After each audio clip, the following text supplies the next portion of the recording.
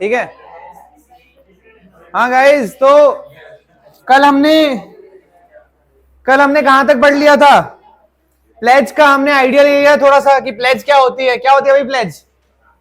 Pledge बताओ, Charu pledge बताओ क्या होती है प्लेज? बताओ बताओ। तेरा नाम चारू है क्या? है? चालू नहीं, चारू। हाँ, चारू बताओ क्या होती है? देखो, जो बात करता दिखेगा ना आपसे, मैं उससे क्वेश्चन पूछ लूंगा, और नहीं आएगा क्वेश्चन तो फिर क्लास के बाहर चले जाना, ठीक है? चुपचाप अब से ये किया करेंगे अपने। हाँ बताओ। हाँ, सिक्योरिटी मतलब डेट के रिगार्डिंग सिक्योरिटी। हाँ ठीक है, तो उसको हम बेलमेंट बोल देते हैं। ठीक है, सिंपल सी चीज है, आपने बेलमेंट कर दी, बट उसका पर्पस क्या था? एक लोन देना था, उसके अगेंस्ट सिक्योरिटी क्रिएट करनी थी। एक डेट देना था, उसके अगेंस्ट सिक्योरिटी क्रिएट करनी थी, या फिर कोई एक पर्पस फुलफिल करना था, उसके अगेंस्ट आपने सिक्योरिटी क्रिएट कर दी। ठीक है, तो सिक्योरिटी क्रिएशन क्या है? आपका पर्पस है। ठीक है, उसके क्राइटेरिया कल पढ़े थे हमने। कोई डाउट है उनके अंदर? समझ आ गए थे? आगे बढ़े सीधा आपने, कोई डाउट तो नहीं है? ठीक है, तो राइट्स ऑफ अ पॉनी और अ प्लेजी। ठीक है, पॉनी और प्लेजी क्या है? सेम ही चीज है। ठीक है, कोई डिफरेंस नहीं है इसके अंदर, बस टर्म का डिफरेंस है। आपके एक्ट के अंदर क्या दिखा हुआ है? पॉनी लिखा हुआ है या फिर प्लेजी लिखा हुआ है। देखो सेक्शन के अंदर क्या लिखा हुआ है? पॉनी लिखा हुआ है, तो हो सकता है आपका प्लेजी भी लिखा हुआ आ जाए, तो कोई दिक्कत वाली बात नहीं है, वो सेम ही चीज है, घबराना मत उससे। ठीक है, ठीक है। तो अब देखो, आपका जो राइट्स है प्लेजी का, वो किसकी, पॉनी की और प्लेजी की जो राइट्स है वो किसकी ड्यूटी हो सकती है?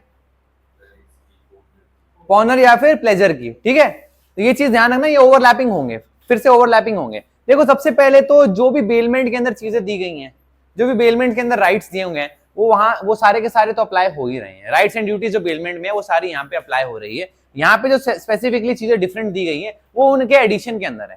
ठीक है, अगर कोई कॉन्ट्राडिक्टरी चीज है तो ये वाले सेक्शन अप्लाई होंगे, अगर कॉन्ट्राडिक्टरी नहीं है तो वो भी अप्लाई होगा और ये भी अप्लाई होगा। ठीक है, तो ऐसे मत करना कि ये चीज तो बेलमेंट में लिखी हुई थी, यहाँ पे कैसे अप्लाई हो रही है? अप्लाई हो सकती है, क्योंकि भी ये क्या है? टाइप ऑफ बेलमेंट है। ठीक है, क्लियर है? अब देखो हम देखते हैं right to retain the pledged goods. Pledged goods के अंदर क्या होता है? आपके पास ना राइट आ जाता है, क्योंकि आपने एज ए सिक्योरिटी दिया है। सिक्योरिटी कब काम आएगी? जब सामने वाला पैसे नहीं दे रहा है। अगर पैसे नहीं दे रहा है तो आप क्या कर सकते हो? उन गुड्स को अपने पास रख सकते हो।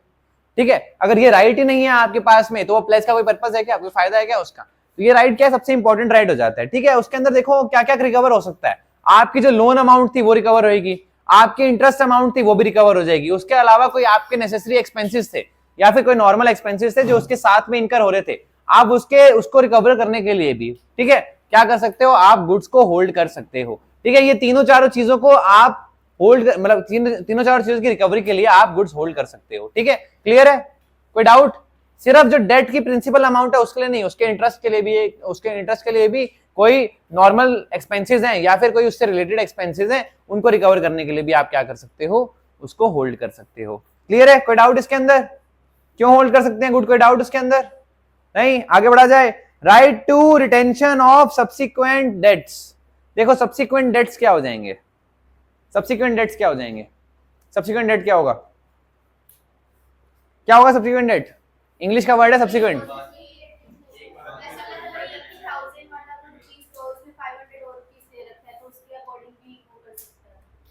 देखो मान लो एक डेट ले लिया, उसके बाद एक और डेट आ गया। ठीक है, अब देखो एक डेट आपका शायद पे हो गया था और उसके रिगार्डिंग एक और आपने, मतलब वो डेट पे करने के बाद में भी गुड्स आपने लिए नहीं और एक कंटिन्यूअसली एक और डेट ले लिया।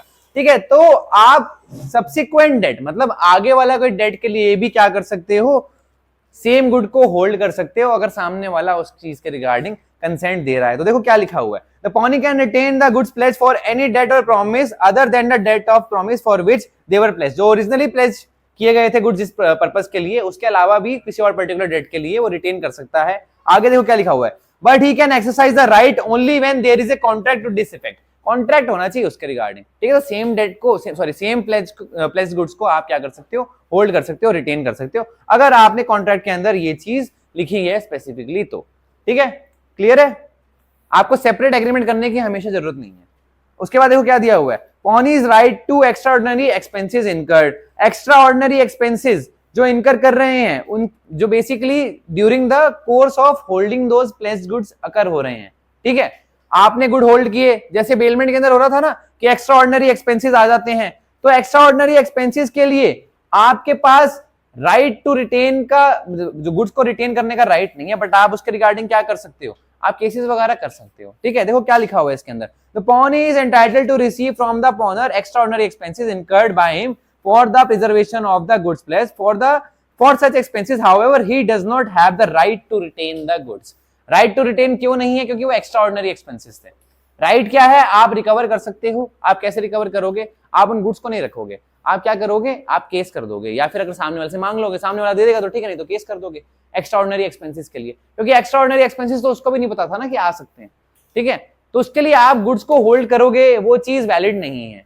आप रिकवर कर सकते हो, कैसे कर सकते हो? आप उसके रिगार्डिंग केस कर सकते हो, या फिर सामने वाला खुद से पैसे दे दे तो दे दे। ठीक है, क्लियर है? हाँ,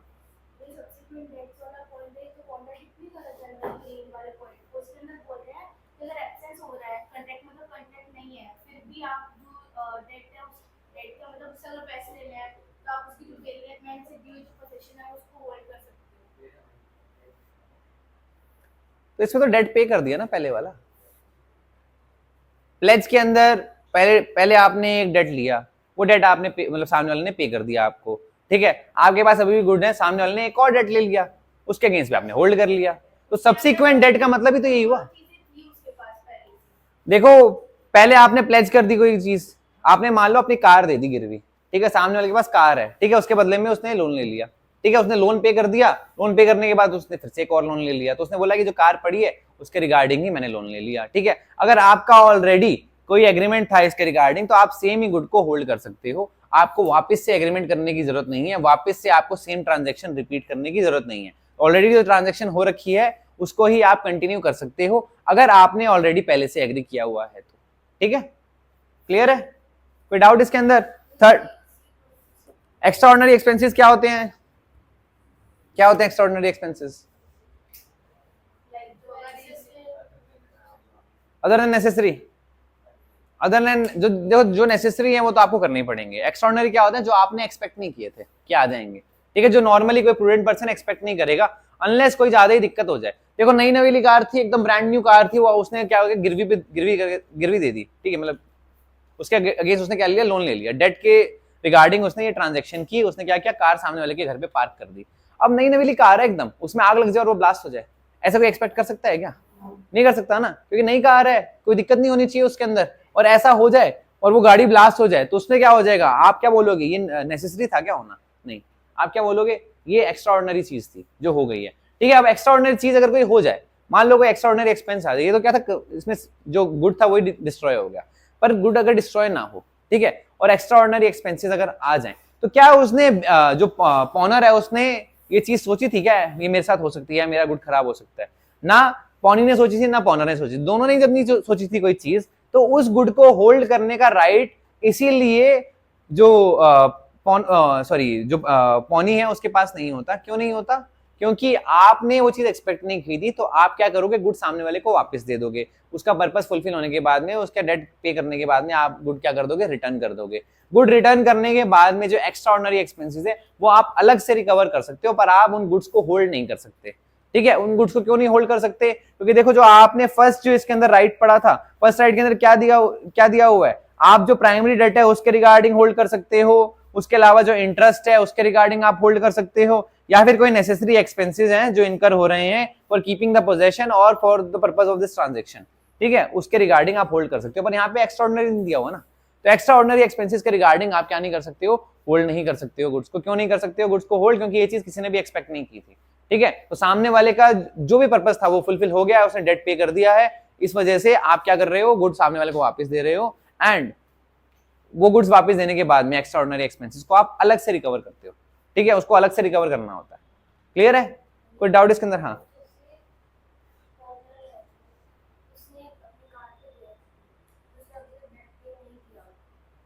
डेट पे नहीं किया। हाँ हाँ हाँ हाँ, तो आप एक्स्ट्राऑर्डिनरी की वजह से रिटेन नहीं कर रहे हो, आपने डेट पे नहीं हुआ इसलिए रिटेन कर रहे हो। ठीक है, वो दोनों चीजें साथ साथ हो रही है, तो पर आपका एक जो पार्ट है, मान लो उसने डेट भी दे दिया, उसने इंटरेस्ट नहीं दिया, तो आप उसके लिए भी रोक सकते हो। मान लो उसने इंटरेस्ट नहीं दिया, उसने जो एक्सपेंसेस थे नॉर्मल एक्सपेंसेस वो नहीं दिए, उसके लिए भी आप होल्ड कर सकते हो।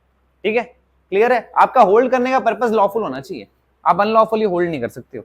ठीक है, उसके बाद क्या दिया हुआ है? The pawnee's right where pawnor makes default, जहां पे पॉनर ने क्या कर दिया है, डिफॉल्ट कर दिया है। डिफॉल्ट किसके रिगार्डिंग हो सकता है, देखो डिफॉल्ट अपने जो पहले जो डिफॉल्ट वाले पार्ट पढ़े थे उसके अंदर था एक तो टाइटल, ठीक है, टाइटल का डिफॉल्ट हो सकता है। टाइटल का डिफॉल्ट कैसे होता है कि मान लो कि अगर सामने वाले को या तो पता है कि मेरी गुड नहीं है, उसके बाद भी इसने आगे ट्रांसफर कर दिया, या फिर उसको पता ही नहीं था कि मेरी गुड नहीं है तो उसके बाद उसने आगे ट्रांसफर कर दिया था। उन दोनों केस के अंदर जो पॉनी होगा या फिर जो पहले बेली था उसको क्या लगता है कि हाँ ये गुड तो है किसका, ऑलरेडी जिसने मेरे को दिया है उसी का ही होना चाहिए, ओनरशिप उसकी होनी चाहिए, अनलेस कोई रीजनेबल डाउट ना हो। रीजनेबल डाउट भी है तो भी वो गुड किसी और को वापस नहीं कर सकता, ज्यादा से ज्यादा केस किया जा सकता है ना। तो डिफॉल्ट अगर किसने किया है, डिफॉल्ट यहाँ पे अगर किया है पॉनर ने, जिसने लोन लिया था। देखो लोन यहाँ पे डिफॉल्ट किसकी बात हो रही है, यहाँ पे या तो डेट के डिफॉल्ट की बात हो रही होगी, जो ट्रांजैक्शन कंप्लीट करनी होगी उसकी बात करनी होगी, या फिर जो गुड्स हैं उसके रिगार्डिंग, जो प्लेज किए गुड्स उसके रिगार्डिंग बात की होगी, ठीक है। अब देखो हमने एक बार पढ़ के देखते हैं, if the pawnor makes default in payment of the debt और performance at the stipulated time of the promise, किसकी बात हो रही है, डेट की बात हो रही है। डेट के रिगार्डिंग जो डिफॉल्ट हो रहा है उसके रिगार्डिंग बात हो रही है। या तो आपने डेट पे नहीं किया सेम सही टाइम पे, या फिर जो पर्पस था, जिस पर्पस के लिए आपने डेट दिया था वो पर्पस ही आपने फुलफिल नहीं किया, ठीक है। जो भी आपने ट्रांजैक्शन के अकॉर्डिंग आपने डिफॉल्ट किया है, ठीक है, जो भी चीज एग्री हुई थी उसके अकॉर्डिंग आपने डिफॉल्ट कर दिया है। उस केस के अंदर क्या होगा, उस केस के अंदर क्या दिया हुआ है, in respect of which the goods were placed the pony has the following rights. क्या राइट्स हैं, एक तो हो सकता है केस कर सकते हैं, दूसरा क्या हो सकता है सेल ऑफ कर सकते हैं, ठीक है। पहला राइट क्या है, pawnee may bring a suit against the pawnor against the debt और purpose and retain the goods placed as a collateral security, ठीक है। क्या कर सकता है, या तो केस कर सकता है डेट के रिगार्डिंग, या फिर उसको होल्ड करके रख सकता है एज अ सिक्योरिटी, ठीक है। उसके बाद क्या दिखा हुआ है, he may sell the thing pledged on giving the pawnee reasonable notice of the sale, ठीक है। आप ऐसे नहीं आपके मन में आया और आपने सेल कर दिया कि सामने वाले डिफॉल्ट कर दिया, चलो आज सेल करके आ जाते हैं, मार्केट में जा ही रहे हैं बेच आते हैं। आपको सामने वाले को बताना पड़ेगा।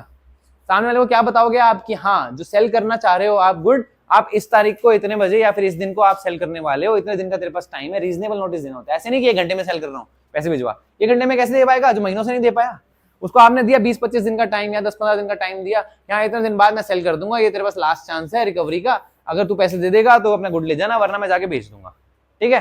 तो उस केस में क्या होगा, अगर वो नोटिस दिया है रीजनेबल है जो नोटिस, ठीक है, उसके बाद में टाइम पीरियड खत्म हो गया है, उसके बाद में जो पॉनी है वो जाके गुड्स को बेच सकता है अगर उसके पैसे की रिकवरी नहीं हुई है तो, ठीक है। नोटिस ही नहीं दिया तो नहीं बेच सकते। बेच दिया आपने नोटिस बिना के तो सामने वाला केस कर देगा, उसको रिकवर करके दो फिर वापस से गुड्स।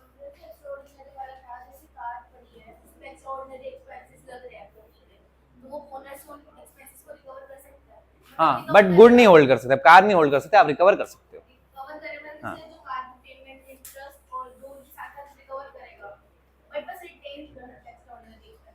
हाँ देखो अगर एक्स्ट्राऑर्डिनरी एक्सपेंसेस है तो बस आप गुड रिटेन नहीं कर सकते, आप रिकवर कर सकते हो, ठीक है। गुड रिटेन आप कहां कर सकते हो, जहां पे एक्स्ट्राऑर्डिनरी एक्सपेंसेस नहीं है, डेट इंटरेस्ट और नॉर्मल एक्सपेंसेस, नेसेसरी एक्सपेंसेस, ठीक है। हाँ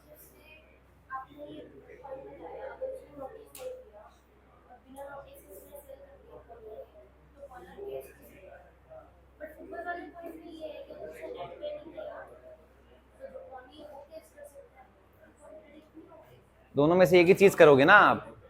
मेरे को एक बात बताओ, या तो आप केस करोगे क्योंकि गुड के पैसों की रिकवरी करनी है, आपने पैसे भी रिकवर कर लिए फिर आप केस भी कर रहे हो, ऐसा थोड़ा ना होगा। दोनों में से करोगे तो एक ही चीज ना आप, या तो आपको पैसे चाहिए, आपने क्या किया केस कर दिया भाई पैसे रिकवर करके दो, ठीक है। दूसरा आपने क्या करा कि आपने नोटिस दिया और गुड्स ही सेल कर दिए, ठीक है, उससे आपके पैसे रिकवर हो गए, फिर केस थोड़ा ना करोगे आप।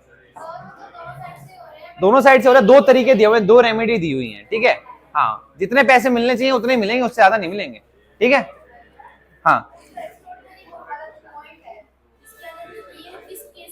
गाइस सुन लो, सेम डाउट आते हैं तुम्हारे भी फिर बाद में। हाँ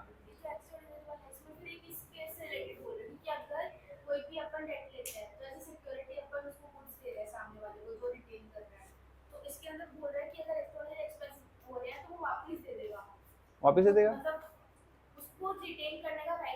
हाँ रिटेन करने का राइट नहीं है। हाँ वापिस तब कब जाएंगे, जब डेट इंटरेस्ट और नॉर्मल एक्सपेंसेस पेड होंगे तब उसको वापस करना पड़ेगा।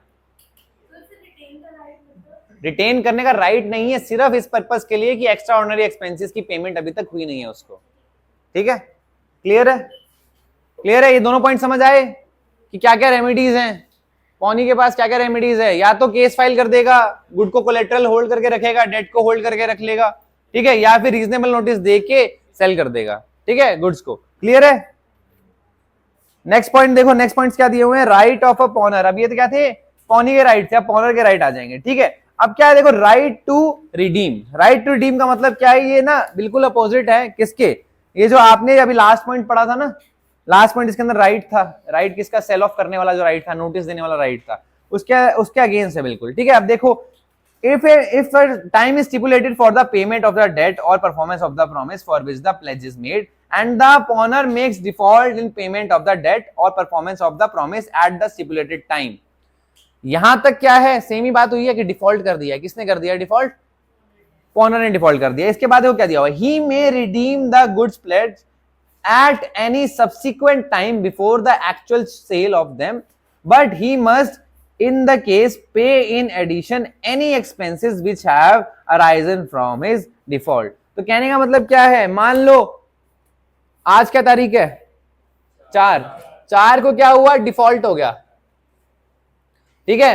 5 को नोटिस दे दिया कि 15 दिन बाद बेच दिया जाएगा, मतलब 20 तारीख को सेल ऑफ हो जाएगा, ठीक है। तो डिफॉल्ट हुआ, 4 को नोटिस गया, 5 को और 15 दिन का नोटिस गया, ठीक है। 15 दिन के नोटिस के अंदर का जो ये टाइम है, मतलब 20 तारीख से पहले का टाइम है, या फिर 20 तारीख को भी सेल से पहले का टाइम जो है, उसके अंदर अगर मैंने, जिसने डिफॉल्ट किया था, अगर मैंने सारे पैसे पे कर दिए, ठीक है, किसको, वापस से जिस पर्सन से मैंने डेट लिया था उसको, और जितने भी एक्सपेंसेस इनकर हुए थे, as in debt, interest, normal expenses, या फिर जो डीले की वजह से, या फिर डिफॉल्ट बोलेंगे अपने, डिफॉल्ट की वजह से कोई एक्सपेंसेस अगर अराइज हुए हैं,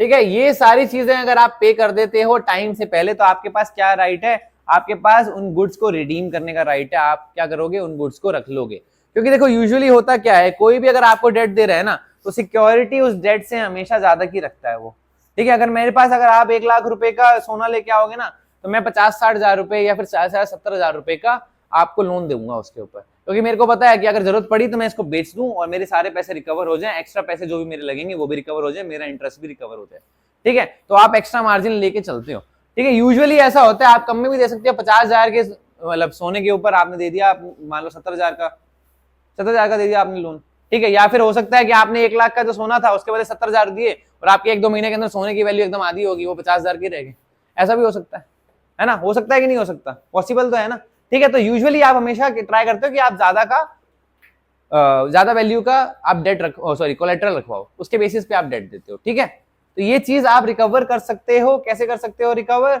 आपने सारी पेमेंट कर दी है, पॉनर ने सारी पेमेंट कर दी सेल से पहले, जिस टाइम पे सेल होनी थी उससे जस्ट पहले क्या कर दिया, या फिर जो भी टाइम दिया हुआ था, टाइमलाइन दी हुई थी, उसके अंदर क्या किया, पे कर दिया, किसने, पॉनर ने, पॉनी को, जितना भी बैलेंस बनता था, जितने भी डिफॉल्ट के बाद एक्सपेंसेस थे वो भी ऐड करके, ठीक है। उसके बाद में क्या कर सकता है, रिडीम कर सकता है। रिडीम का मतलब क्या होता है, रिडेम्पशन का मीनिंग क्या होता है, redemption mean to recover back the goods by making of the payment of the debt और the performance of the promise. जो एक्चुअल परफॉर्मेंस था, जो प्रॉमिस था आपका, उसकी परफॉर्मेंस करने के बाद में आप क्या कर सकते हो, रिडीम कर सकते हो। रिडेम्पशन का मीनिंग समझ आ गया सबको, रिडीम,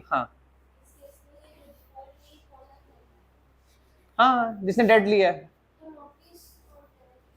नोटिस तो पॉनी देगा ना कि सेल करना है उसने, वो सेल का नोटिस है। मैंने क्या बोला, लास्ट वाले पॉइंट से कॉन्ट्राडिक्शन है यहाँ पे, ठीक है। आपके पास क्या राइट अराइज हो रहा है, जो टाइम दिया होगा ना सेल का, उसके सेल के बीच में आप क्या करोगे, रिडेम्पशन कर सकते हो, ठीक है। वो हाँ, तो वो नोटिस देने का पर्पस क्या था, नोटिस देने का पर्पस ये था ना कि टाइम पे डेट आ जाए, और टाइम पे डेट आने के बाद क्या हो जाएगा, आप रिडीम कर लो, ठीक है, यही पर्पस था। और यहाँ पे क्या बन गया, वो राइट बन गया, ठीक है।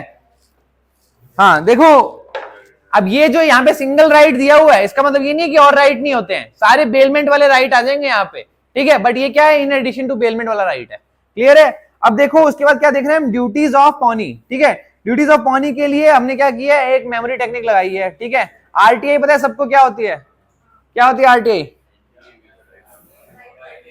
Right to information. क्या होता है, किस चीज का अधिकार, क्या इंफॉर्मेशन, क्या चीज। मेरे घर पे आके बोलोगे भाई तेरे पास कितने पैसे हैं मेरे को बता, आरटीआई फाइल कर दिया, ऐसा हो सकता है क्या, नहीं तो कहाँ कहाँ अप्लाई होता है ये? जहां पे परचेज वगैरह कर रहे हो? नहीं नहीं, कहां पे? गवर्नमेंट से इंफॉर्मेशन लेना हो तब होता है, ठीक है, कोई गवर्नमेंट बॉडी है वहां से इंफॉर्मेशन लेना हो, क्योंकि ये जो राइट है, ये राइट अगेंस्ट क्या है? गवर्नमेंट बॉडी है, या सोसाइटी के अगेंस्ट अगर कोई चीज हो रही है तो वहां पे आप आरटीआई फाइल करवा सकते हो, या फिर आप गवर्नमेंट अथॉरिटी को बोल सकते हो कि ये चीज पता करके दो। इंडिया के अंदर अगर आपको कोई काम करवाना है ना, तो आप डायरेक्टली उस पर्सन को बोलोगे तो वो नहीं करेगा, आप उसके बॉस को बोलोगे तो वो करेगा, है ना, क्योंकि बॉस से प्रेशर बनेगा तभी वो काम जल्दी होगा, वरना काम जल्दी नहीं होगा। तो इंडिया में सरकार का बॉस कौन है अभी यहाँ पे? हाँ तो वही मोदी तो है।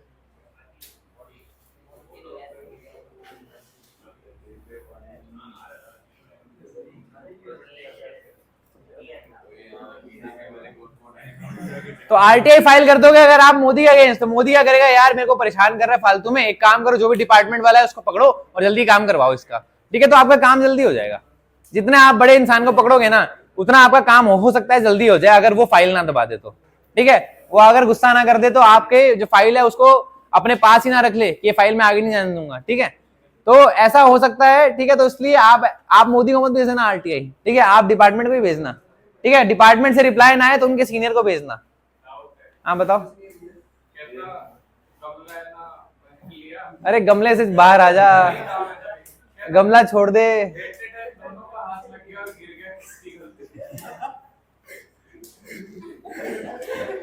अरे यार,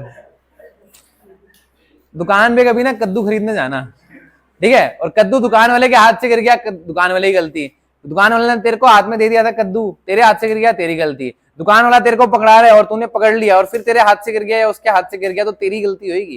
क्यों गलती होगी? उसने तेरे को पकड़ा दिया है ऑलरेडी, तूने पकड़ा नहीं है ढंग से, ठीक है, कद्दू वद्दू छोड़ो, अब गमले वमले छोड़ो, अब यहाँ आ जाओ, ठीक है। उसमें जो डाउट है ना, देखो देखो तुम्हारे ना क्वेश्चंस ना ऐसे इंटरेस्टिंग क्वेश्चंस आते हैं, ठीक है, डायरेक्ट क्वेश्चंस आते हैं ऐसे इंटरेस्टिंग, और उसका मतलब ये नहीं है कि तुम क्वेश्चन ही करने रह रहे हो और तुम आगे की चीजें पढ़नी छोड़ दी हो, ठीक है। लॉ जो लिखा हुआ है वो तुम्हारे सामने है, एक बार खोल के पढ़ तो लो उसको, तुम्हारे सारे डाउट क्लियर हो जाएंगे। एक बार खोलो जो पढ़ाया है उसको, एक बार वापस से पढ़ो, वो याद हो जाएगा, तुम खुद सॉल्व करोगे ये क्वेश्चंस। मैंने कोई एक्स्ट्रा चीज सुनना पड़ी है? जो तुम्हें पढ़ाया वही मैंने पढ़ा हुआ है। तो जो इतने अलग अलग से क्वेश्चन आते हैं ना, अतरंगी अतरंगी क्वेश्चंस, वो उन पे ध्यान ना देके तुम लॉ पे ध्यान दोगे तो वो अपने आप सॉल्व हो जाएंगे। हाँ ठीक है, तो देखो आरटीआई अगेंस्ट मिस्टर मोदी, तो पहला पॉइंट क्या दिया हुआ है? Take reasonable care of the place good, ठीक है।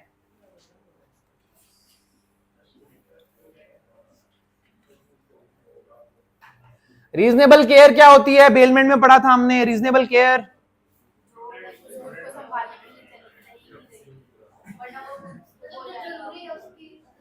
या तो आपको इंस्ट्रक्शंस दे दिए तो आपको वो चीज करनी पड़ेगी, या फिर एक normal ordinary prudent person same case के अंदर, सेम गुड्स के अंदर, सेम जो आपका जो परफॉर्मेंस के लिए आपका जो एग्रीमेंट हुआ है उस सर्कमस्टांसेस के अंदर जो रीजनेबल केयर करेगा, ठीक है, जिस टाइप की केयर करेगा उसको क्या बोलते हैं? हम रीजनेबल केयर करते हैं। तो नॉर्मल प्रूडेंट पर्सन, रीजनेबल जहां भी आ जाए ना तो ये मान के चला करो या तो इंस्ट्रक्शंस दिए हुए हैं या फिर जो एक नॉर्मल प्रूडेंट पर्सन उसके सेम सिचुएशन के अंदर परफॉर्म करेगा, जो बेस्ट पॉसिबल चीज वो कर सकता है वो। ऐसे नहीं कि मान लो मेरे पास 4 ऑप्शन है, ये आग लग रही है, या तो बैठ के मैं देखूं पॉपकॉर्न खाऊं, या फिर मैं उसको बुझाऊं, या मैं भाग जाऊं, ठीक है, तो सबसे बेस्ट ऑप्शन क्या है इसके अंदर? सबसे पहले तो बुझाने का ट्राई करोगे ना, नहीं बुझ रही तो भागोगे, आप पॉपकॉर्न खा रहे हो और फिर भाग गए, ठीक है। तो कोई एक इंसान ऐसे कर रहा है तो मतलब वो बेस्ट ऑल्टरनेटिव नहीं यूज कर रहा है, वो प्रूडेंट नहीं है। प्रूडेंट पर्सन क्या करेगा? अगर उसके खुद के गुड़ जल रहे होंगे ना तो वो पॉपकॉर्न नहीं खाएगा बैठ के, वो पहले बुझाने का ट्राई करेगा, अगर नहीं बुझ रहा होगा सामान तो उसके बाद वो भागेगा, ठीक है।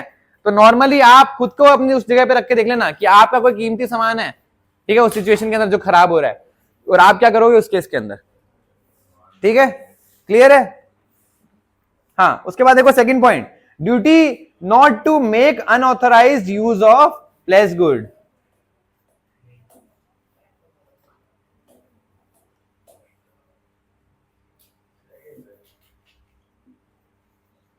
ठीक है, अनऑथराइज्ड यूज नहीं करना है। क्यों नहीं करना है? क्योंकि आपको अलाउड नहीं है कोई चीज और वो आपने की उस गुड के रिगार्डिंग, और कोई नुकसान हुआ वो तो आपको पे करना ही पड़ेगा। इसके बेसिस पे सामने वाला के पास राइट आ जाता है एग्रीमेंट को वॉइडेबल करने का। वॉइडेबल करने का मतलब क्या? या तो वैलिड करेगा वो या फिर इसको वॉइड कर देगा। ठीक है, तो ये राइट किसके पास आ जाएगा, सामने वाले के पास आएगा, जस्ट बिकॉज आपने कोई अनऑथराइज्ड एक्ट किया है। ठीक है, तो अनऑथराइज्ड एक्ट वाले ये सारे पॉइंट कहां से आए हैं, ये सारे बेलमेंट से ही आए हैं। ठीक है, उसके बाद क्या दिया हुआ है, duty to return the goods, कब रिटर्न करना है भाई बताओ,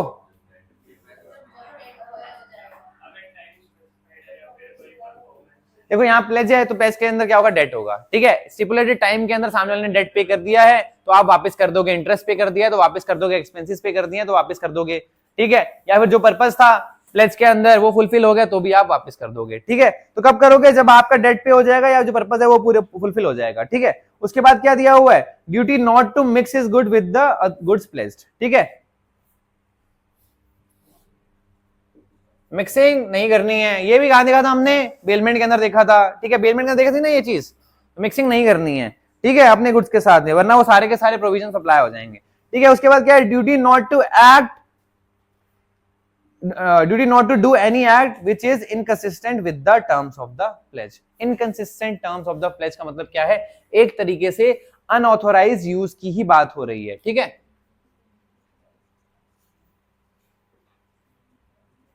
इनकंसिस्टेंट का एक एग्जांपल देख लो, अनऑथराइज यूज तो देखो थोड़ा सा डिफरेंस रहता है इनके अंदर, थोड़ा डिफरेंस रहता है, सॉर्ट ऑफ लगेगा तुम्हें सेम है।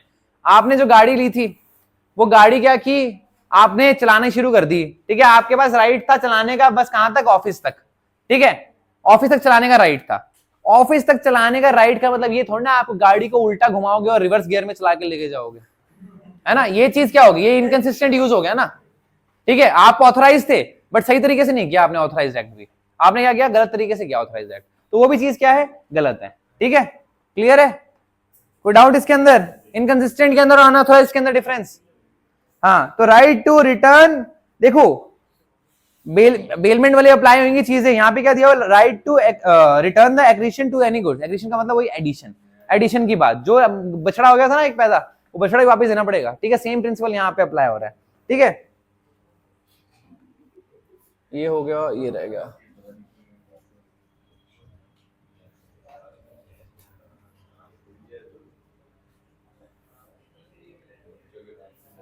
ठीक है, क्लियर है, समझ आ गई ड्यूटीज। अब देखो इसके बाद क्या आ गई, ड्यूटीज ऑफ ऑनर। ठीक है, ड्यूटीज ऑफ ऑनर। अब मुझे एक बताओ, अगर आपको कोई लैंड बिकवाना है, किसी ने देखा हो किसी घर में अगर लैंड बिका होगा, किसी ने नोटिस किया हो, तो लैंड बिकवाना है तो स्टैंप ड्यूटी का रेट कैसे डिसाइड होता है, किसको पता है? नहीं, साइज के हिसाब से नहीं होता, मतलब साइज एक फैक्टर है बट डायरेक्ट फैक्टर नहीं है वो। कौन सा रेट, कौन सा rate? DLC rate. DLC rate क्या होता है? हाँ, मतलब क्या होता है, सरकारी तो होता ही है। डीएलसी का मतलब क्या होता है? डीएलसी क्या होता है, एक कमेटी होती है, डिस्ट्रिक्ट लेवल कमेटी। ठीक है, जो यूजुअली नगर पालिका और जो भी आपके लैंडमैन के रिगार्डिंग डिपार्टमेंट होता है ना, उसकी होती है। तो डिस्ट्रिक्ट लेवल कमेटी बोलते हैं किसको? डीएलसी को। ठीक है, डीएलसी का काम क्या होता है, एक वैल्यू होती है, सरकारी वैल्यू जो आपके लैंड की होती है, उसके बेस पे आप क्या डिसाइड करते हो, सेल करने के अंदर, जब भी आप लैंड सेल कर रहे हो उसके अंदर जो आपकी स्टैंप ड्यूटी होगी वो इस वैल्यू के बेसिस पे डिसाइड होगी, क्योंकि आपकी एक्चुअल वैल्यू बहुत ज्यादा होती है। मान लो आपने कभी लैंड खरीदा था, ठीक है, 1000 रुपए के अंदर एक पूरा मुरब्बा खरीद लिया, बहुत पुराने जमाने में ऐसा हुआ करता था। ठीक है, तो आज उसकी वैल्यू करोड़ों में होगी ना। ठीक है, पर डीएलसी रेट क्या होगा, डीएलसी रेट जो है वो ग्रेजुअली इंक्रीज होता है, मे भी हो सकता है डीएलसी रेट की अभी वैल्यू ही 50 लाख हो उसकी। ठीक है, तो आपकी जो स्टैंप ड्यूटी होगी ना वो डीएलसी रेट के अकॉर्डिंग डिसाइड होती है। ठीक है, तो डीएलसी रेट के अकॉर्डिंग अगर आपकी स्टैंप ड्यूटी डिसाइड होती है तो उसके रिगार्डिंग आपकी मेमोरी टेक्निक है, डीएलसी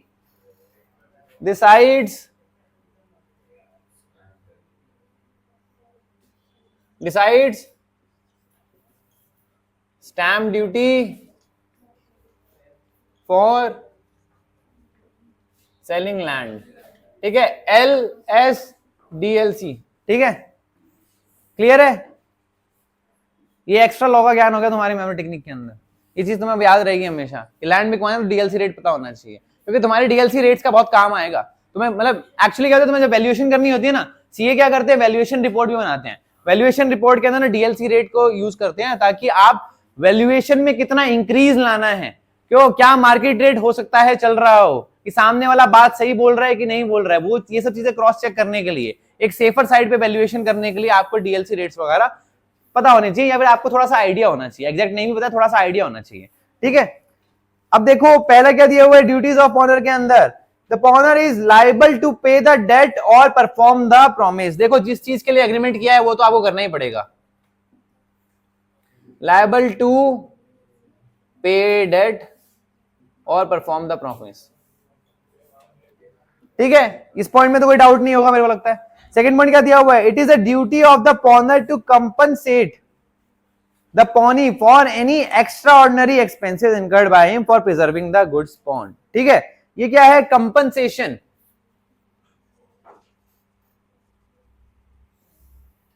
रिगार्डिंग कौन से एक्सपेंसेस,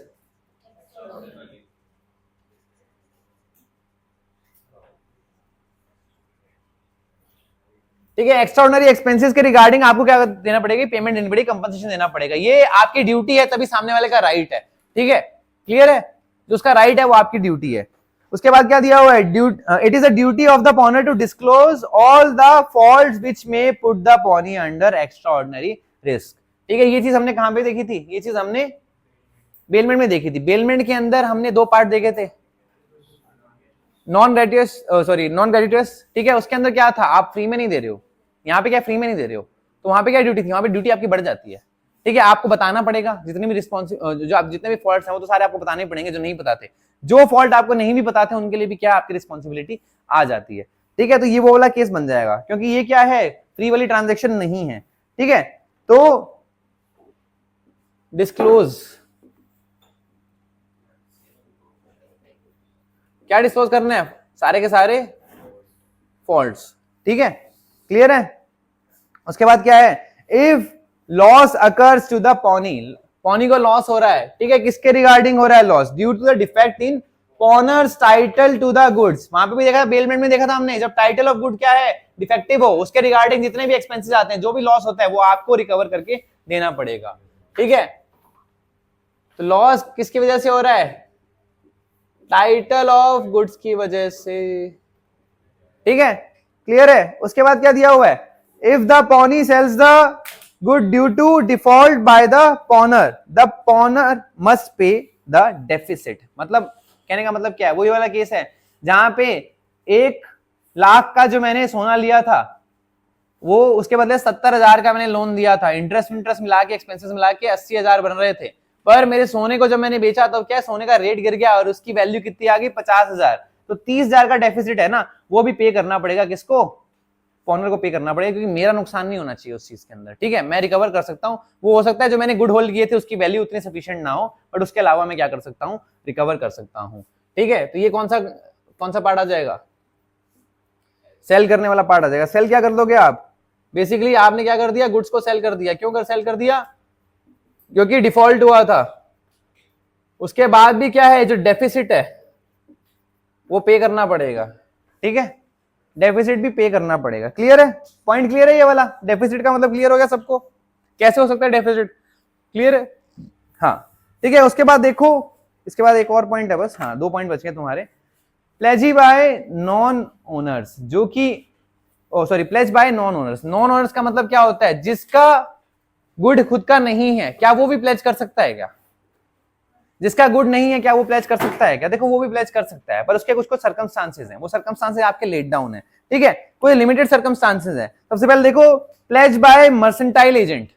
मर्सेंटाइल एजेंट का मतलब क्या होता है, मर्सेंटाइल क्या होता है, जो ट्रेड से रिलेटेड होता है, जहां पे आप परचेज और सेल करते हो किसकी, गुड्स की। ठीक है, जिनका बिजनेस ही क्या है, इसके ऊपर डिपेंड कर रहा है। जो फैक्टर देखे थे ना आपने, फैक्टर्स का बिजनेस क्या होता था, मर्सेंटाइल बिजनेस होता है उनका भी। क्या होता है मर्सेंटाइल बिजनेस के अंदर, आप बेसिकली क्या कर रहे हो, आप किसी और के बिहाफ पे या तो परचेज या सेल कर रहे हो, या फिर आपका खुद का ही काम है परचेज और सेल करने का, तो आप गुड्स लेके रख रहे हो, उनको क्या कर रहे हो, बेच रहे हो। तो देखो इसके अंदर क्या दिया हुआ है, the mercantile agent who is in the possession of the goods और document of title with the consent of owner can pledge them while acting in the ordinary course of business as a mercantile agent। जिसके पास consent है, किसका, owner का, उस particular goods का। ठीक है, उसका कंसेंट होने के बाद में ये क्या कर सकता है, प्लेज कर सकता है, अगर ये ऑर्डिनरी कोर्स ऑफ बिजनेस के अंदर एक्ट कर रहा है तो। क्योंकि जो ट्रेडर्स होते हैं वो डेट भी देते हैं, तो ट्रेडर्स होते हैं वो डेट भी देते हैं। ठीक है, और डेट लेते भी हैं, उनको क्या है, देना, डेट लेना और डेट लेना बहुत जरूरी होता है। क्यों, क्योंकि आपको कभी कभार हाथों हाथ नीड पड़ जाती है बहुत सारे पैसों की, तभी क्या होता है, क्रेडिट अकाउंट खुला होता है।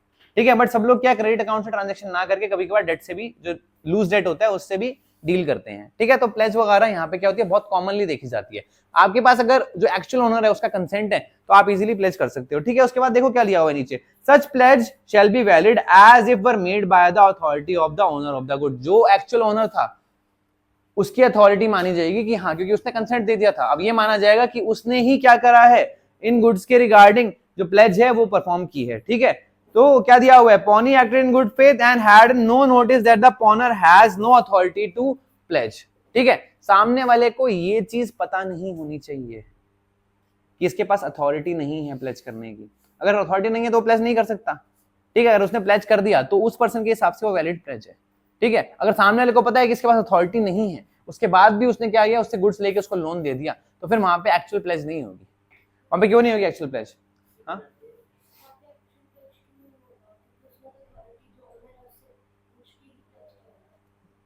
क्या बोला मैंने, जिसके अंदर अथॉरिटी नहीं थी और सामने वाले को ये भी पता था कि अथॉरिटी नहीं है, उस केस की बात हो रही है। अथॉरिटी नहीं है और सामने वाले को पता भी है कि अथॉरिटी नहीं है इसके पास में, वहां पे वैलिड प्लेज नहीं बन जाएगी, ठीक है। सामने वाले को पता ही नहीं है कि अथॉरिटी है कि नहीं है तो अलग केस है। सामने वाले को पता है कि अथॉरिटी है, फिर तो बात सही है, अथॉरिटी है तो प्लेज कर ही सकता है ना, ठीक है। जहां पे सामने वाले को पता है कि अथॉरिटी नहीं है इसके पास में, उसके बाद भी उसने प्लेज को अंडरटेक किया है, ठीक है, तो वहां पे क्या हो जाएगा, प्लेज जो होगी वो डिफेक्टफुल होगी, वो एक्चुअल वैलिड प्लेज नहीं होगी, ठीक है। ये चीज आपके डायरेक्टली नहीं दी हुई है, पर इस लाइन को पढ़ोगे तो आपको इनडायरेक्टली ये चीज समझ आएगी। देन उसके बाद क्या दिया हुआ है, प्लेजी by person in possession under voidable contract. Under voidable contract, under voidable contract कहां पढ़े थे, वॉइडेबल कॉन्ट्रैक्ट कहां पढ़े थे हमने, कॉन्ट्रैक्ट एक्ट के अंदर, सेक्शन डेफिनेशन है, वो डेफिनेशन है, बट एक्चुअल वॉइडेबल एग्रीमेंट कौन से थे, 1998 के अंदर पढ़ा था ना आपने, क्या था 1998 के अंदर, कोअर्जन, मिसरिप्रेजेंटेशन, फ्रॉड, इसके रिगार्डिंग, और एक टाइप ऑफ मिस्टेक के रिगार्डिंग क्या था, सेक्शन 19 था। 19 किसके रिगार्डिंग था, अनड्यू इन्फ्लुएंस के रिगार्डिंग था, ठीक है। ये दो सेक्शन थे, ठीक है। ये दोनों सेक्शन के अंदर क्या दिया हुआ था, वॉइडेबिलिटी ऑफ एग्रीमेंट्स दी हुई थी।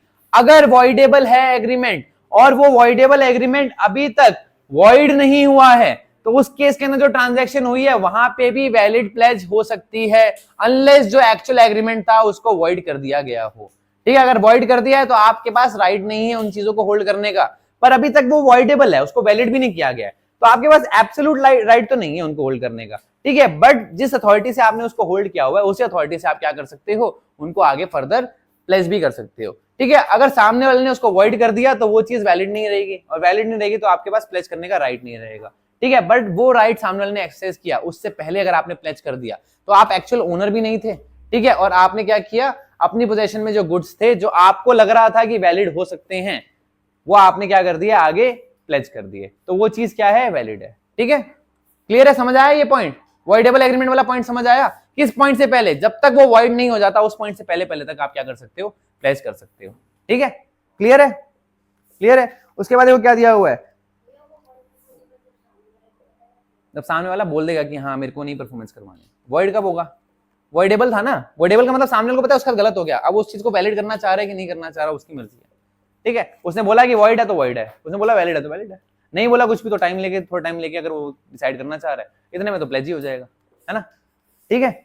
उसके बाद क्या दिया हुआ है, pledge where pawnor has only a limited interest. Limited interest का मतलब क्या होता है कि जो आप एब्सोल्यूट ओनर नहीं हो, आपके पास क्या है, एक छोटा सा इंटरेस्ट है उस प्रॉपर्टी के अंदर। वो इंटरेस्ट क्या हो सकता है, ओनरशिप के रिगार्डिंग भी हो सकता है, वो इंटरेस्ट क्या हो सकता है, ओनरशिप के अलावा भी कोई इंटरेस्ट हो सकता है, ठीक है। तो देखो क्या लिखा हुआ है इसके अंदर, where a person pledges good in which he only has a limited interest, that is pawnor is not the absolute owner of the goods, the pledge is valid to the extent of that particular interest, ठीक है, जो उसका extent है interest का।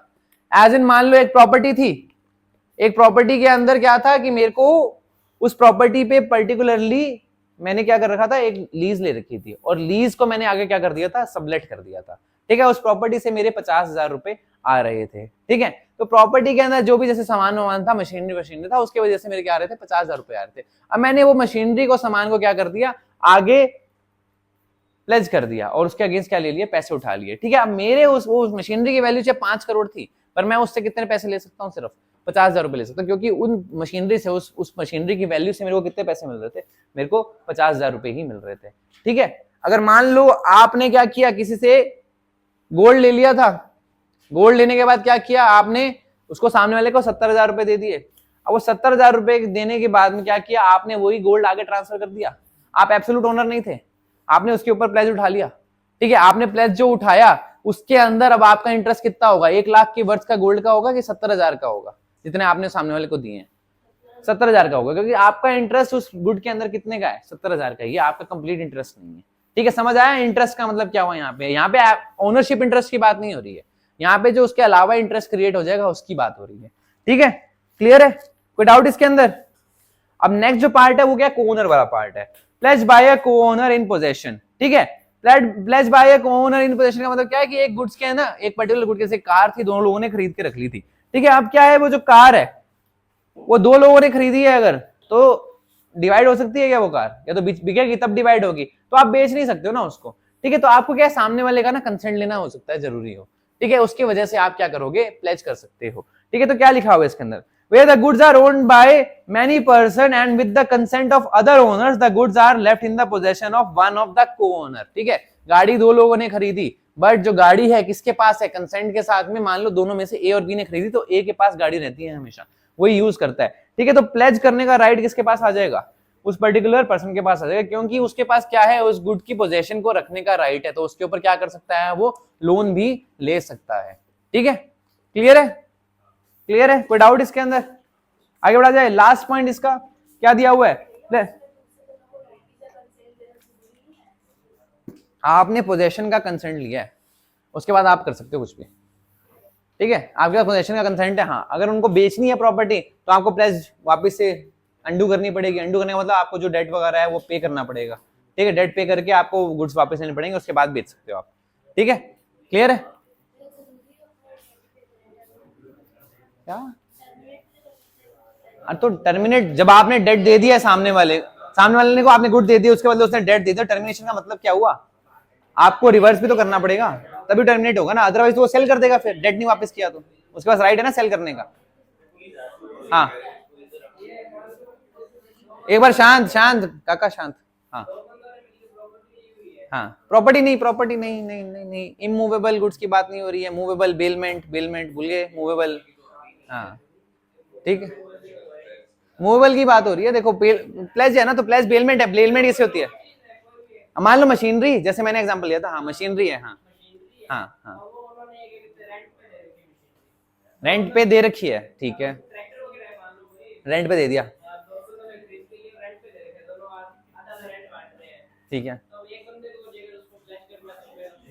उसको सामने वाले से कंसेंट लेना पड़ेगा कि ये जो ट्रैक्टर है वो मेरे पास ही रहेगा, पोजेशन इसकी कंप्लीट मेरे पास रहेगी।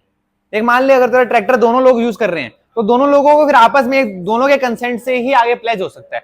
पर अगर वो ट्रैक्टर यूज सिर्फ एक इंसान कर रहा है, मतलब उसकी पोजेशन सिर्फ एक इंसान के पास है, तो वो खुद से प्लेज कर सकता है, ठीक है।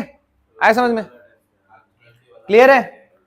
अब देखो डिफरेंस देख रहे हैं हम किसके बीच में, नहीं सॉरी, हाँ लास्ट पॉइंट रहेगा ना, प्लेज बाय सेलर और buyer in possession.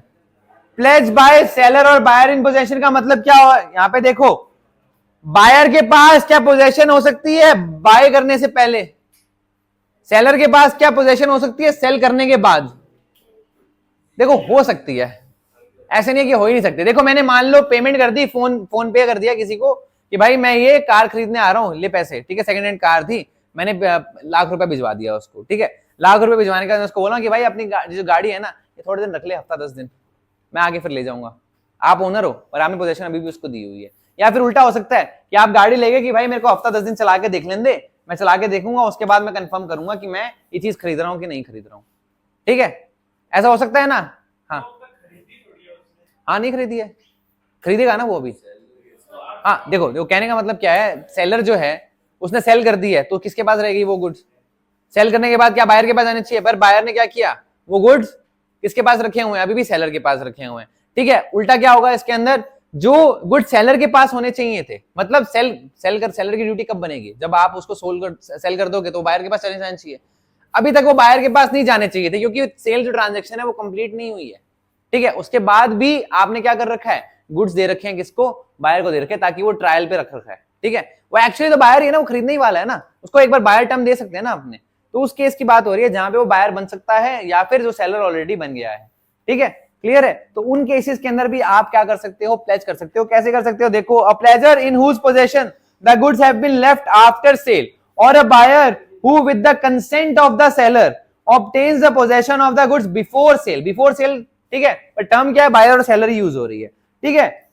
Can make a valid pledge provided that the pawnee acts in good faith and he has no knowledge of the defect of the title of the pawnor, ठीक है, ठीक है। अब देखो, good faith में act करना जरूरी हो जाता है यहां पे, और जिसको आप बेसिकली वो चीज प्लेज कर रहे हो उसको आपके टाइटल के बारे में पता नहीं होना चाहिए कि डिफेक्टिव है। डिफेक्टिव टाइटल के बारे में पता है तो मतलब वो चीज क्या है, वैलिड प्लेज नहीं है। डिफेक्टिव टाइटल के बारे में पता लग गया तो वो क्या है, वैलिड प्लेज नहीं है। डिफेक्टिव टाइटल के बारे में पता ही नहीं लगने दिया आपने, ठीक है, और उसके बाद में क्या किया आपने, गुड फेथ के अंदर क्या कर दिया, वो प्लेज को परफॉर्म कर दिया, ठीक है, तो वो क्या हो जाएगी, एक वैलिड प्लेज हो जाएगी, क्योंकि अब पौनी की गलती नहीं है। आपने बोला कि वो टाइटल उसका गुड का आपके पास ही है, तो पौनी यही मान के चलेगा और वो प्लेज क्या है, वैलिड रहेगी, ठीक है। वैलिड कब तक रहेगी, जब तक आप डिफॉल्ट नहीं कर रहे हो। उसके बाद क्या हो जाएगा, केस फाइल कर सकते हो और रिकवरी कर सकते हो, या फिर उनको गुड्स को सेल ऑफ कर सकते हो, ठीक है।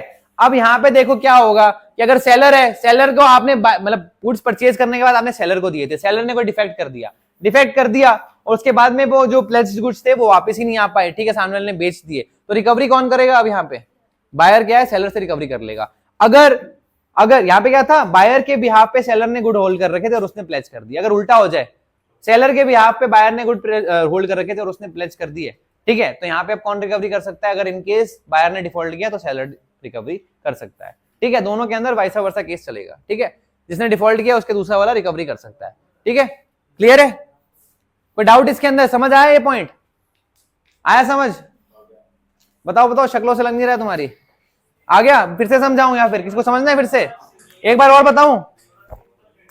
अरे तेरे को आ गया तो बाकी को नहीं आया ना यार, तू समझदार है थोड़ा, क्या करें, बाकी नहीं है उतने। ए और बी क्या है ये, चलो ऐसे नहीं करते, बी और एस कर लेते हैं, बायर और सेलर, ठीक है। पहला केस कि बायर ने ट्रांजैक्शन कंप्लीट कर दी, परचेज कर लिया, ठीक है, और गुड्स किसके पास छोड़ दिए, सेलर के पास। सेलर ने क्या किया, गुड्स को आगे प्लेज कर दिया, ठीक है। अब डिफॉल्ट किसने किया, सेलर ने किया होगा ना डिफॉल्ट, मतलब जो लोन है वो पे नहीं किया होगा सेलर ने, किसको, पी को, तो मतलब गुड्स वापस नहीं मिल सकते हैं। तो गुड्स वापस नहीं मिलेंगे तो मतलब बायर के पास भी वापस गुड्स जा नहीं सकते हैं। तो अगर ये डिफॉल्ट हुआ है तो बायर क्या है, सेलर से पैसे रिकवर कर सकता है, ठीक है। अगर गुड्स किसने प्लेज किए थे, बायर ने किए होते प्लेज, जो कि उसने अभी खरीदे नहीं है, वो खरीद सकता है, ओनरशिप अभी किसकी है, सेलर की ही है। अगर गुड सेलर ने पहले दे दिया बायर को सेल से पहले, ठीक है, और सेल से पहले गुड्स देने के बाद में क्या हुआ, इसने पैसे इसको पे करने की जगह क्या कर दिया, पहले प्लेज कर दिया। तो प्लेज करने के बाद अगर गुड्स की रिकवरी नहीं हो पा रही है, ठीक है, तो पैसे किसको देने पड़ सकते हैं, इसको यहां देने पड़ सकते हैं, अगर इसने ऑलरेडी क्या है, पेमेंट, ओ सॉरी, उसको बेच दिया है, गुड्स को बेच दिया है, ठीक है।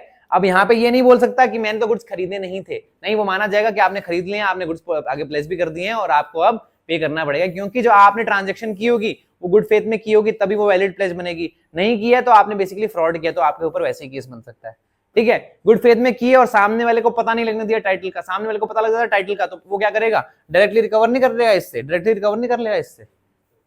अगर टाइटल का उसको पता लग गया, एक्चुअल उसको पता होता कि टाइटल किसका है, तो डायरेक्टली उससे प्लेस नहीं ले लेता। वो क्या करता कि भाई मेरे को ये बीच में बंदा क्यों चाहिए, इसकी तो ओनरशिप ही नहीं है, ये तो बीच में मेरे पैसे अटकाएगा बिना मतलब के, तो इसको मैं क्यों लोन दूं, ठीक है, वो तो यही बोलेगा ना।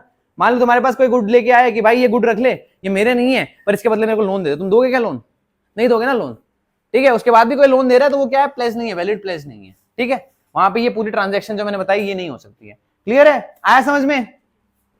अब देखो तो तुम्हारा इस यूनिट का लास्ट टॉपिक जो है वो क्या है, distinction between bailment and pledge.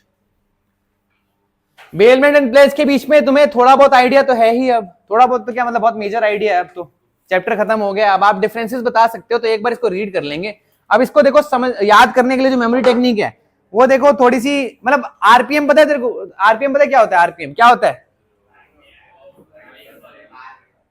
कोई भी व्हीकल का होता है, व्हीकल का नहीं होता एक्चुअली, वो किसका होता है, इंजन का होता है, जो रोटेशन होती है उसके अंदर उसका होता है। हाँ, तो आरपीएम होता क्या है, हाँ, राउंड्स पर मिनट होता है, रोटेशन होता है, रोटेशन होता है, ठीक है। राउंड तो मतलब ऐसे गोल घूमना, वो टायर का हो सकता है, बट जो आपकी मशीनरी है उसका क्या होगा, रोटेशन, रोटेशन पर मिनट, जब आप गाड़ी चलाते हो ना, देखो गाड़ी चलाते हो ना आप, मान लो बहुत रेंज की गाड़ी आती है, मान लो कोई गाड़ी 100 की स्पीड पे मैक्सिमम चलती है, कोई गाड़ी मान लो 300 की स्पीड पे मैक्सिमम चलती है, और इन दोनों के अंदर गियर मान लो कितने हैं, 5 ही हैं, ठीक है।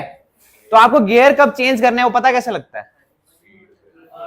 आरपीएम से। पता क्या होता है, जो यूजुअली बोला जाता है कि 2 से 3 के बीच में ना आइडियल रहती है, उससे ज्यादा जाती है ना आरपीएम, तो आपको चेंज कर लेना चाहिए, ठीक है। चेंज क्यों कर लेना चाहिए? क्योंकि अब क्या नेक्स्ट गियर पे आप शिफ्ट हो जाओगे, उसकी रोटेशन से ज्यादा स्पीड से गाड़ी चलेगी, ठीक है। तो ये थोड़े से मैकेनिक्स हैं किसके, गाड़ी चलती है उसके, ठीक है। तो आरपीएम आपने देखा होगा, कभी भी आपकी गाड़ी होगी ना, आगे स्क्रीन होगी, उसमें स्पीड होगी, स्पीड के साथ में क्या होगा, आरपीएम मीटर भी होगा, ठीक है। आरपीएम मीटर होगा, वो देख लेना, उसका पर्पस क्या है वो मैंने बता दिया अभी तुम्हें। तो आरपीएम जो है वो बहुत ज्यादा होगा, पुलिस की गाड़ी का होगा क्या, जब पुलिस चेज कर रही होगी, ठीक है। तो आरपीएम ज्यादा किसका होगा, आरपीएम ऑफ पीसीआर वाली जो व्हीकल्स हैं, क्या होगा, उनका आरपीएम बहुत हाई होगा, ठीक है, बहुत ज्यादा होगा, ठीक है। जब पुलिस चेज कर रही, वैसे तो करती नहीं है पुलिस ज्यादा चेज, ठीक है, पर जब कर रही है तब तो वो गाड़ी भगाएगी ना। एक बार मेरे को पकड़ लिया था पुलिस वालों ने, कोविड टाइम में निकला हुआ था बाहर में, गेड़ी पे गए हुए थे, मैं, मोनीश भैया और 2 दोस्त थे हमारे, ठीक है। तो 2 अलग अलग बाइक पे थे।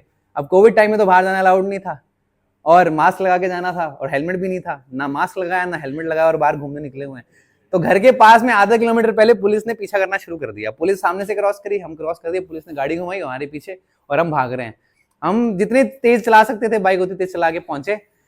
पुलिस वालों ने फिर भी हमें पकड़ लिया और गाड़ी लाके सामने ऐसे रोक दी। बस बढ़िया बात ये थी कि हमारे जो कॉलोनी है उसके गेट के बाहर हम रुक गए थे, और पुलिस वालों ने आके वहां रोक ली। तो मैं बोला कहाँ जा रहे हैं, हमने बोला अंदर जा रहे हैं। कहते यहाँ रहते हैं, यहाँ रहते हैं। कहते क्या करने गए थे, बस सामान लेने गए थे। थोड़ा बहुत डांटा वांटा समझाया, पर उस दिन हमें समझ आया कि पुलिस वाले गाड़ी तो बहुत तेज चलाते हैं। क्योंकि बाइक कोई ऐसी बाइक नहीं थी, एक थी R15, दूसरी थी कौन सी थी, ये KTM थी, ठीक है। तो अच्छी खासी स्पीड रहती है इनकी, ठीक है, आराम से 100-120 तो आराम से जाती है छोटे डिस्टेंस के अंदर, ठीक है। तो उन दोनों बाइक के बाद भी उन्होंने क्या किया, पुलिस वालों ने जीप से पकड़ लिया, जो होती है ना वो बेसिक सी जीप उनकी, जिसके अंदर वो 4 इधर 4 इधर लटके होते हैं, उससे पकड़ लिया। तो गाड़ी तो बहुत तेज चलाते हैं ये लोग, ठीक है। तो उस दिन मेरे को पता लगा कि जो इनकी आरपीएम है वो हमेशा हाई रहती है, तो वहां से मेमोरी टेक्निक आई है, ठीक है। तो सबसे पहले मीनिंग क्या है दोनों का, बेलमेंट का और प्लेज का, दोनों का मीनिंग क्या है? बेलमेंट के अंदर क्या होता है, प्लेज के अंदर क्या होता है? बेलमेंट के अंदर क्या कर रहे हो आप, ट्रांसफर कर रहे हो गुड्स। सबसे पहले देखो मीनिंग, क्या कर रहे हो आप, ट्रांसफर ऑफ गुड्स हो रहा है, क्या एक पर्टिकुलर पर्पस के लिए हो रहा है, ठीक है। प्लेज के अंदर क्या हो रहा है, वो जो पर्पस है वो क्या है, security of repayment of a debt, ठीक है। उसके बाद क्या दिया हुआ है, पार्टीज। पार्टीज कौन कौन होंगे इसके अंदर, बेलर बेली, नंबर नहीं, कौन कौन होंगे, बेलर कौन होगा, बेली कौन होगा, पता है, बेलर जो गुड ट्रांसफर कर रहा है, बेली जिसको गुड्स मिल रहे हैं, ठीक है। पॉनर पॉनी मतलब पॉनर वो जिसने गुड ट्रांसफर कर दिया एक पर्टिकुलर डेट के लिए, पॉनी वो जिसने एज अ सिक्योरिटी को गुड्स रख लिया है डेट ट्रांसफर करने के, सॉरी लोन देने के बाद में, ठीक है। उसके बाद क्या दिया हुआ है, पर्पस। पर्पस क्या होता है बेलमेंट के अंदर, बेलमेंट के अंदर होता है कि सामने वाले को बस आप क्या दे रहे हो, सेफ कस्टडी बोल सकते, पोजेशन दे रहे हो, ठीक है, एक पर्टिकुलर पर्पस के लिए दे रहे हो, एक स्पेसिफिक टाइम के लिए दे रहे हो, ये पर्पस होता है। बट यहाँ पे क्या होता है, एक लोन ट्रांजैक्शन, एक डेट ट्रांजैक्शन को फुलफिल करना है, उसके रिगार्डिंग आपका पर्पस होता है, ठीक है। उसके बाद क्या दिया हुआ है, कंसिडरेशन। बेलमेंट में कंसिडरेशन होती थी क्या, नेसेसरी नहीं है, हो सकती है नहीं भी हो सकती। आपने अगर फ्री वाली बेलमेंट करवा ली तो वहां पे कंसिडरेशन थी, पर बोला जाता है कि सामने वाला अगर गुड्स को होल्ड कर रहा है, देखो होता क्या है, आप लोगों ने इंटर्नशिप का नाम सुना होगा, ठीक है। तो इंटर्नशिप वगैरह पे जाते हो, क्यों जाते हो वहां पे, अगर पैसे नहीं मिल रहे हैं तो क्यों जा रहे हो वहां पे, कुछ सीखने के लिए जा रहे हो, तो वो तुम्हारे लिए क्या कंसिडरेशन है ना, कंसिडरेशन है ना। तो बहुत बार ये माना जाता है कि आप सामने वाले के लिए कुछ काम कर रहे हो, उससे आपको कुछ सीखने को मिल रहा है, ठीक है, तो उसकी वजह से वो एक वैलिड कंसिडरेशन मानी जाती है। पर ठीक है, वो थोड़ी ना फिलोसफिकल बात हो गई, वो फिलोसफिकल बात हो गई, क्यों हो गई, क्योंकि देखो हर किसी को उस एक्सपीरियंस की वैल्यू नहीं है, बोल रहे हैं पैसे दे दो तो चल जाएगा काम, ठीक है। तो कंसिडरेशन जो है वो बेलमेंट के अंदर क्या दी हुई है, मे बी और मे नॉट बी, ठीक है, विदाउट कंसिडरेशन भी हो सकता है, बट प्लेज के अंदर क्या है, ऑलवेज कंसिडरेशन होगा, क्योंकि आपने उस प्लेज के अगेंस्ट क्या लिया है, डेट लिया है। क्या हो गया पीछे,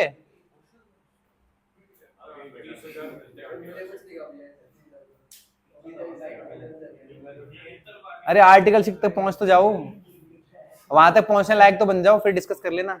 अभी गमलों से इनसे बाहर निकलो पहले, हैं, गमले से बाहर निकलोगे तभी पेड़ बनोगे, पौधे बन के रह जाओगे वरना, ठीक है। हाँ, तो कंसिडरेशन समझ आ गया। प्लेज के अंदर कंपल्सरीली कैसे होती है, क्योंकि आप डेट दे रहे हो, डेट के रिगार्डिंग आप सिक्योरिटी ले रहे हो, ठीक है। तो वो क्या हो गया, एक वैलिड कंसिडरेशन हो गई। उसके बाद क्या दिया हुआ है, right to sell the goods. Right to sell the goods किसके पास होता है?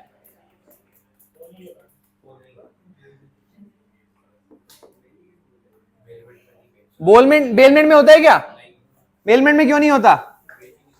क्यों नहीं बेच सकते? क्योंकि हो सकता है वो फ्री में भी हो सकता है कि वहां पे कोई ट्रांजेक्शन हो रही हो, बट वहां पे आपके पास राइट नहीं, आपका सू करने का राइट है, ठीक है, बट आपके पास बेचने का राइट नहीं है, ठीक है। उसके बाद क्या है, right to use of the goods. Right to use of the goods का मतलब क्या हुआ, गुड्स को कहां यूज किया जा सकता है? बेलमेंट के अंदर स्पेसिफाइड पर्पस के लिए हो सकता है, बट प्लेज के अंदर आप यूज नहीं कर सकते हो उनको, ठीक है, अनलेस एग्रीमेंट में स्पेसिफिकली दिया हुआ ना हो तो, ठीक है, क्लियर है? कहां कहां कहां कहां रुको तो,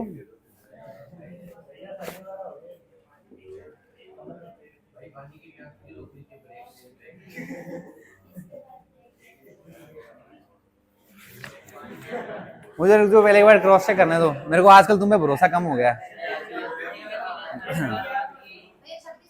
अरे बटन दबाना पड़ता है यार, फोन निकाल लो, फोन में नोटिफिकेशन भी चेक हो जाते हैं। हाँ देखो, अभी 26 हो रहे हैं, तुम्हारी ये यूनिट कंप्लीट